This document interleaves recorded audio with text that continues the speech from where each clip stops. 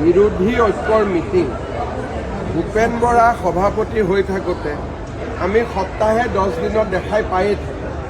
Lily হোটেলত লগ পায় আৰু লিলি হোটেলত চাহ জলপান খায়, নিজৰ ভিতৰতে কথা পাতে, আকৌ ওলাই আহি নিজৰ ভিতৰতে কাজিয়া পেচাল। গতিকে এইটো টিভি চিৰিয়েল আমি যোৱা 4.5 বছৰ দেখিছোঁ। যিহেতু ইলেকশ্যন ওচৰ চাপি আহিছে, এইটো আমি বেছিকৈ দেখা পাম। লিলি হোটেলত আহিব, যাব, চাহ খাব, গালি দিব, আকৌ সাৱতা-সাৱতি কৰিব। এই দৃশ্যটো আপোনালোকে দেখা পাই থাকিব। কিন্তু আমাৰ যিখিনি NDAৰ মিত্ৰতা আছে, আমি ধুনীয়াকৈ কথা বতৰা পাতি আমাৰ কাম হৈ যাব। এনেকৈ সাংবাদিকক মাতি, আজি মই AGPক মাতিছোঁ, কালি মই BPFক মাতিছোঁ, এনেকুৱা কৰাৰ প্ৰয়োজন নাই। কাৰণ যদি মিত্ৰতা কৰিব লাগে টেলিফোনতেতো হৈ যায় মিত্ৰতা।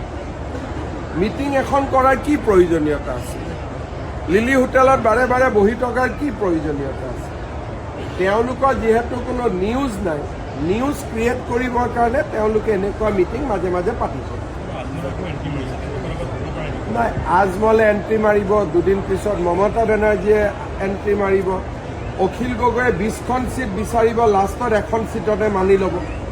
লুৰিণজ্যোতি গগৈয়ে 15খন চিট মাঙিব, লাষ্টত 3টা চিটত মানি ল'ব। মই চিটকেইটাৰ নামো কৈ দিব পাৰোঁ আগতীয়াকৈ। এতিয়া মাঙিব 14টা, কিন্তু মানি ল'ব 3টা। অখিল গগৈয়ে গোটেই পৃথিৱীখন মানিব, কিন্তু লাষ্টত এটা আৰু কনচেশ্যন প্ৰাইজ আৰু এটা হ'ব।